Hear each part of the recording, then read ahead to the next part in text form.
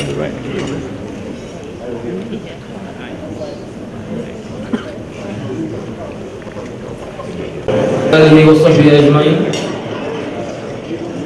Dulu yang teramat mulia Raja Dr. Nazrin Shah Ibni Sultan Azlan Muhyiddin Shah, Crown Prince of Perak Darul Rizwan, the Honorable Mr. Martin Natalegawa, Foreign Minister of Indonesia, also the speaker for today's luncheon talk, Yang Amat Berbahagia Tun Musa Hitam, former Deputy Prime Minister of Malaysia, cum moderator of this session this afternoon, Yang Muhammad Datuk Seri Anifah Haji Aman, Minister of Foreign Affairs Malaysia, Mr. Khalid Aw, President of the IIUM Alumni Association, Honorable Dr. Surakiat, Movement of Moderates, distinguished guests, ladies and gentlemen.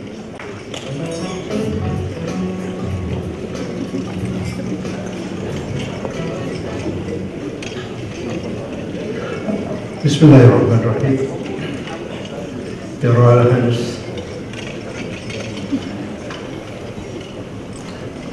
the Honorable Minister of Foreign Affairs of Indonesia, Minister of Foreign Affairs of Malaysia, distinguished guests, ladies and gentlemen.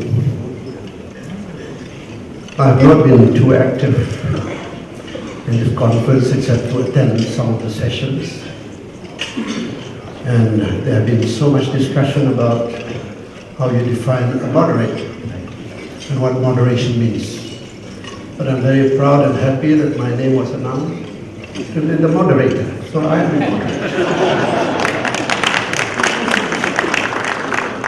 Let me say as briefly as possible that I have been engaged with Indonesia for, wouldn't believe it, half a century, more than that. When I was a young student during the period of the regime of President Sukarno, I had already been friends with Indonesian student leaders, even attending a marriage of one of them, who later became a very distinguished minister.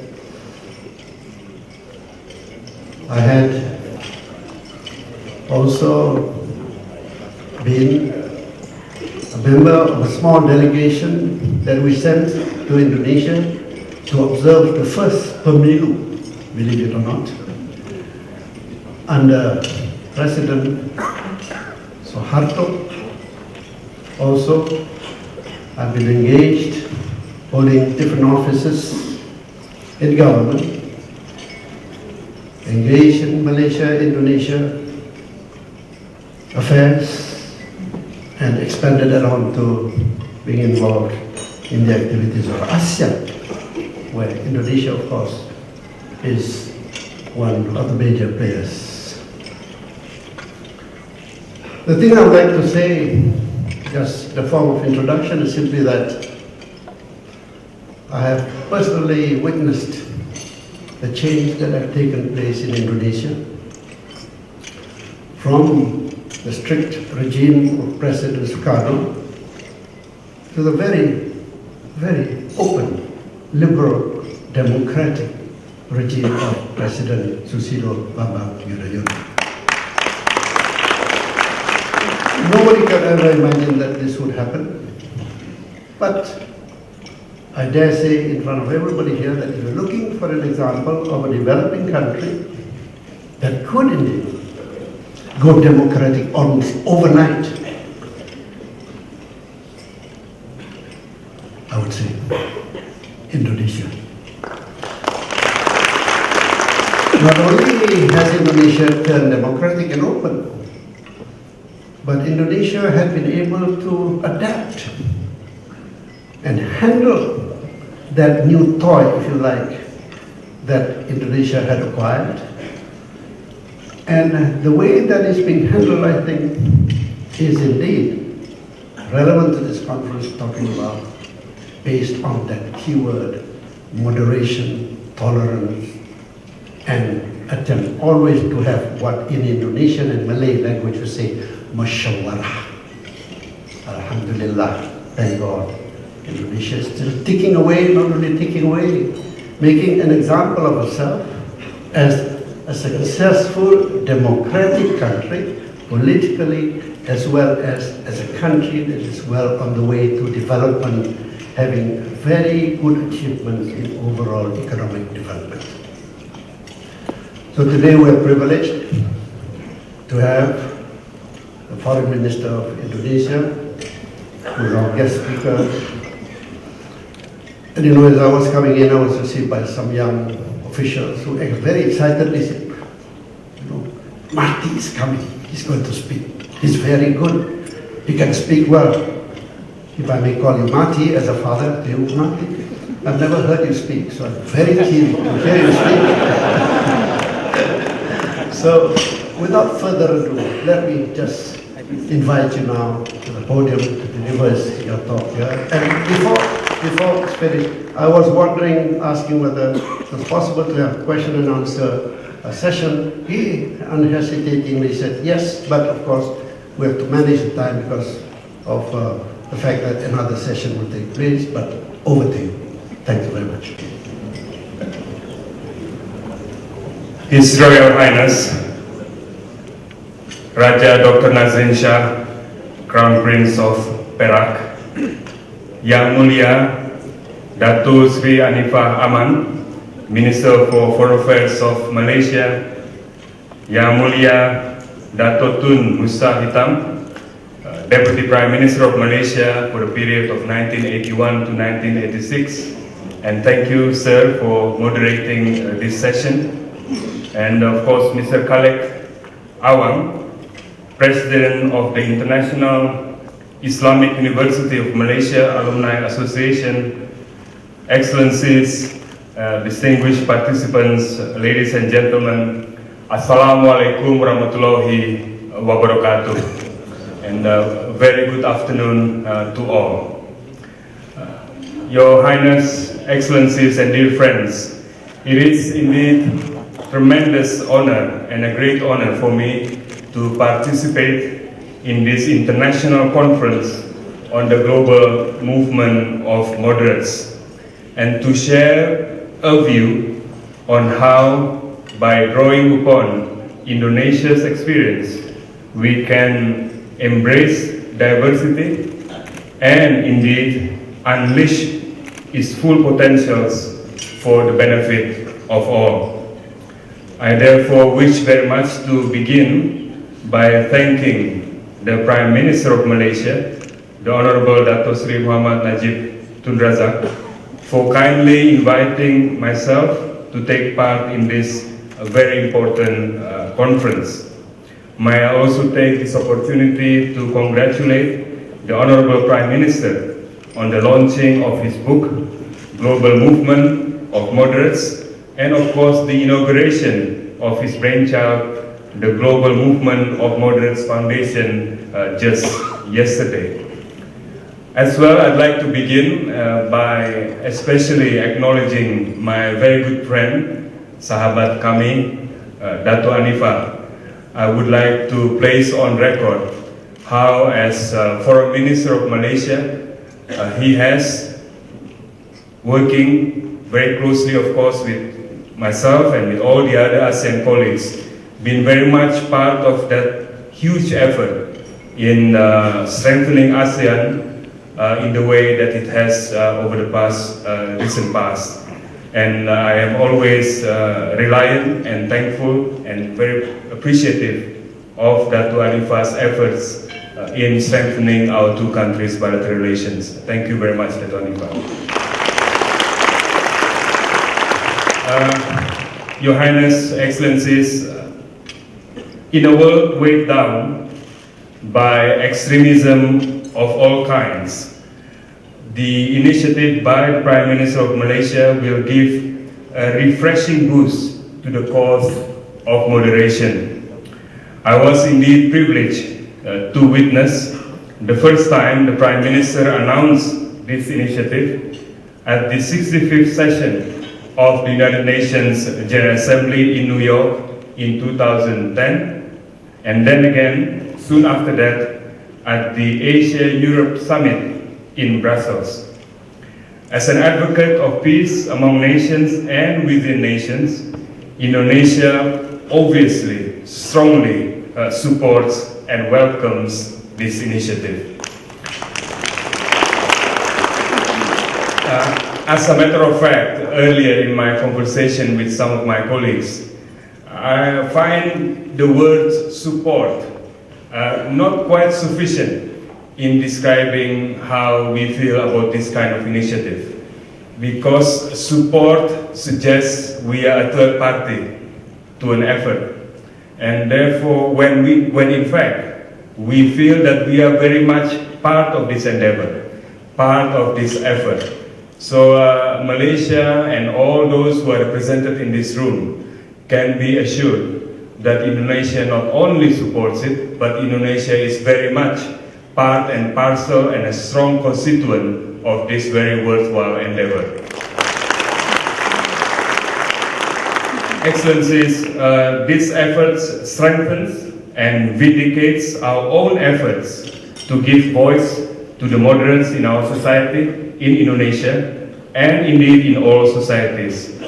Such efforts include the international conferences of Islamic scholars and the World Peace Forums that the Indonesian government had carried out in partnership with our largest Muslim organizations, namely the Nahdlatul Ulama and the Muhammadiyah. They include the Global Intermedia Dialogue that we had launched with the government of Norway to enlist the power of the mass media to promote the cause of moderation and mutual tolerance among faiths and cultures. Thus, Indonesia is an early and a natural part of the global movement of moderates.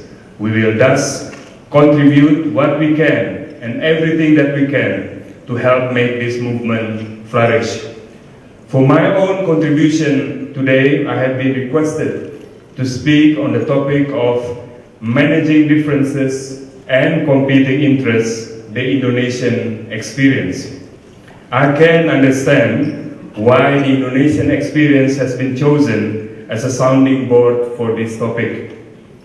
As perhaps one of the most diverse nations in the world, Indonesia is home to more than 300 ethnic groups.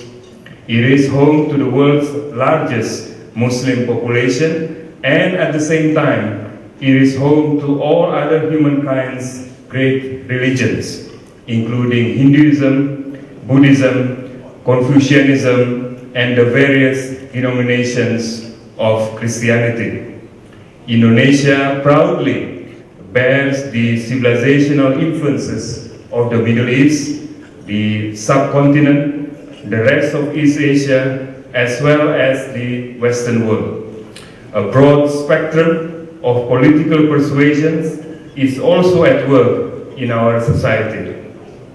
Indeed, Indonesia therefore is diverse in all its aspects. And yet we are succeeding in nurturing our national unity. We made a successful transition from authoritarianism to a fully democratic system. Throughout that transition, we have regarded our diversity as not as a problem to be managed. Instead, we actually cherish and celebrate our diversity. In other words, we view our diversity as our asset, our inherent national character, and we celebrate and seek to build upon such diversity. Of course, and to be sure, the journey has not been a smooth sailing one. At times, it feels and has been a roller coaster ride. We had to cope with separatist threats, with ethnic tensions and religious conflicts. In fact, in the turbulent times following the 1998 crisis, some observers went so far as to predict the failure of Indonesia as a country, the so-called Balkanization of Indonesia. However, the overwhelming majority of our Indonesian people remain committed to the unity of the country. And And instead of falling apart, we adopted a new approach. We reformed our governance, and as a matter of fact, we overcame those challenges. Thus, we acquired a second major asset, our experience in democratic transition and societal reform. Lessons learned that may be of relevance to others. That transition too has not been an easy process. It demanded resilience, it demanded perseverance and a commitment from all Indonesians. From that experience of political transition in the midst of diversity, others may derive insights that are useful to their own efforts at political development and develop for themselves practical ideas on how to manage, not only manage, indeed to embrace diversity. That is why, for example, we established the Bali Democracy Forum, the only intergovernmental forum in Asia for exchange of experiences and best practices in political development. We are confident that through this kind of forum, we can learn from one another's experiences on our own respective challenge and opportunities in addressing diversity as part of political development. Your Highness, Excellencies, dear friends, let me take this opportunity to share with you just two basic conclusions that may be drawn from the Indonesian experience. First, democracy is an effective response to the competing interests and agenda within the society. In other words, the so-called democratic response. This is largely the case whether that society is relatively homogeneous or vastly diversified like Indonesia. Of course, there are at least two ways of responding to the wide range of aspirations and concerns among people. The state can seek to superimpose its will on these disparate interests, or it can accommodate them in a just and a democratic manner. In our case in Indonesia, we have done it both ways. The New Order era, spanning for more than 3 decades, offered one kind of approach, and it seemed to work until the Asian financial crisis of 1998 exposed the fundamental weaknesses of a system that was clearly not accountable and therefore not sustainable. Indonesia since then have taken a different approach. We have embraced democracy. We launched our transition to a democratic system. We carried out far-reaching reforms.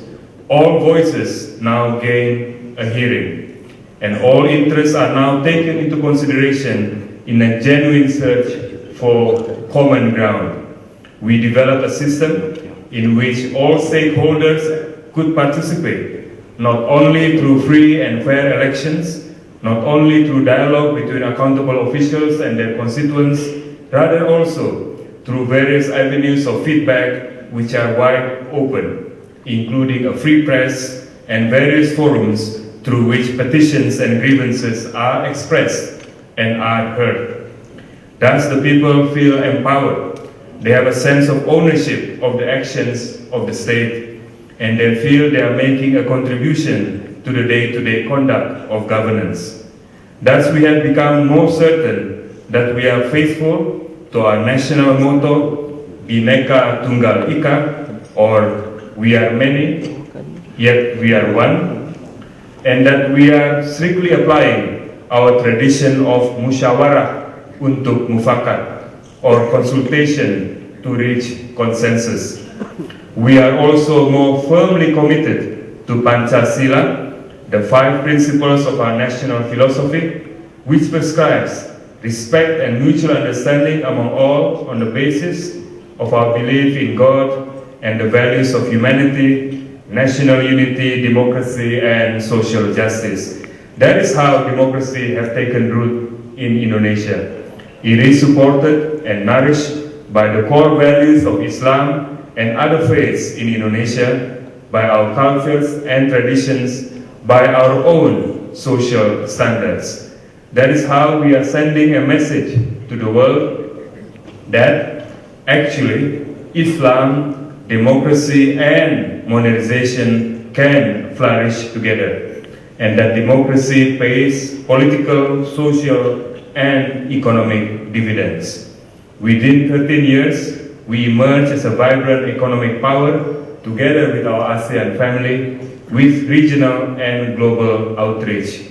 And we are more stable politically and socially than we have ever been. Excellencies, ladies and gentlemen, I started out by affirming that Indonesia's diversity is not a problem to be managed, rather an asset that we celebrate and that we build upon. The world is even more, obviously, immensely diversified. I believe we can celebrate and build upon and unleash the full potentials of global diversity for the benefit of all humankind. And thus, this brings me to the second basic conclusion I wish to share with you all. In the same manner that democracy is the best response to competing interests at the national level, we believe that the most effective response to competing national interests at the global level is the democratization of global governance.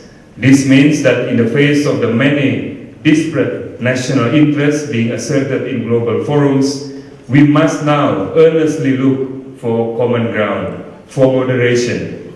In this regard, I recall that when President Susilo Bambang Yudhoyono addressed the UNESCO in Paris last year on the 10th anniversary of the Universal Declaration on Cultural Diversity, he cited decisive changes that had profound impact on the global order. One of the most crucial of these changes is the growing role of the developing world in the global economy. The rise of the emerging economies, their call for reform of the international financial architecture, and their willingness to work with the developed world to solve global challenges represent a unique opportunity for democratization of international governance. I sincerely believe that democratization that took place at the state level in Indonesia and many other countries around the world, making similar transition, similar to us, can be replicated, must be replicated even at the global level to address the competing national interests, to allow for countries in the world to be able to contribute in the fullest manner possible to the resolution of various global issues. And if we all work together to carry this kind of message of reform, of moderation at the global level, then clearly the benefits of all humankind, I believe, would be quite important and indeed tremendous. Your Royal Highness, Excellencies, ladies and gentlemen, let me just share in conclusion one final thought. The moderates of the world should not feel isolated from one another. Indeed, there is not a lack of forum and process for dialogue, for example, dialogue among faiths, among cultures, and among civilizations. And yet, and this is a challenge that I would like to identify. And yet, despite the proliferation of such forums, there are unfortunately still outbreaks of violence in many parts of the world that stem from prejudice and intolerance. This does not mean that dialogue is not working. It may mean that dialogue has not spread wide enough, and that there is actually room for more inclusion. We believe that a dialogue of the type that we are having, a forum of the type we are having, should be inclusive to ensure that there is inclusion of even those who may not speak the same, who may not profess the same approach, so that real and true value-adding process can be made and can be gained. As the Prime Minister, Dato Sri Najib Razak had said in his keynote address, we have to make the voice of reason louder than the voice of hatred. We have to take risk, of course. We must summon every bit of courage within ourselves and exercise it. We in Indonesia, Your Highness, Excellencies, have begun to use the word or the term waging peace. In other words, peace, moderation, tolerance, all the positive things that we are seeking to achieve must be aggressively waged for. It is not sufficient for us to be seen to be soft, but we must be equally loud, equally strong, equally aggressive, equally radical even.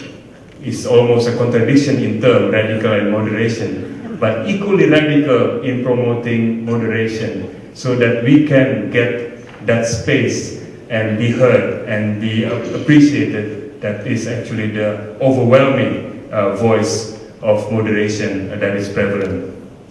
Hence, once again, on behalf of course, myself personally, but I'm sure on behalf of the government of Indonesia, Indonesia would like to once again commend Malaysia for its important initiative, this global movement of moderates, and express our optimism that this movement will have a tremendous capacity to make change, to bring about change for the better. And thank you very much for allowing it and making it possible for myself to join in this very important endeavor. Thank you very much indeed.